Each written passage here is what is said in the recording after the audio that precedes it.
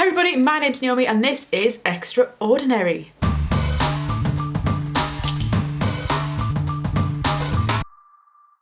It's the 6th week of Eastertide. It's still Easter, yes. Easter lasts for 50 days after Easter Sunday, so it's very exciting. Still get to celebrate Easter. This week's theme is witness. Now, this week there's a lot of people who have witnessed to their faith and witnessed to different events and things that have happened. And the important thing is to remember, if we see something, unless we tell other people about it, we don't witness to it. It just remains a memory in our hearts and minds. To be a witness is to tell other people about the thing we've seen. So Sunday we celebrate the 6th day of Eastertide, just a great chance to celebrate Sunday, celebrate all it brings, and the theme of the week, which again is witness. Moving through to Monday though, we have a chance to celebrate a Monday in Eastertide, but we also have a chance to celebrate Saint Pope John I. Now, Pope John I was sent on a bit of a mission to Constantinople, a bit of a political mission, and now it was fairly successful, although on his return he was actually imprisoned by some opposers to this mission, and he died of neglect in prison. So he died in prison, so a pretty significant guy to celebrate. He was also from Siena. Now that is interesting information for later in this week's episode. There's a lot of people from Siena this week. That's Monday. We have a chance to celebrate Eastertide as well, but also a chance to celebrate St Dunstan of Canterbury. Now, St Dunstan was born in Somerset, and then he lived most of his monastic life, that means he was a monk, in Glastonbury, where he was quite famous for drawing a picture of Jesus kneeling. He was an artist, he was a silversmith, so he made pictures and art, and he was known for being a great writer and artist. Wednesday we have a chance to celebrate St Bernadine of Siena. Yes, I said there was another Siena person in the show this week.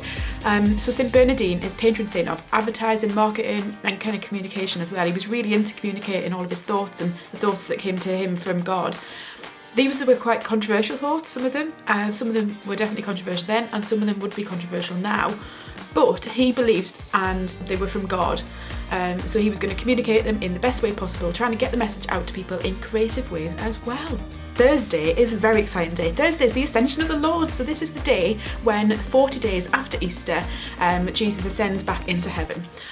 So we can celebrate Jesus ascending into heaven. Definitely, it's a big day to celebrate. Although the other days is big to celebrate this week as well. This is probably a big day. You know, the other ones are kind of Eastertide, and you also might want to celebrate this. You should celebrate this day. Definitely, this is the only thing we should celebrate this day, unless it's, of course, your birthday or an anniversary or something.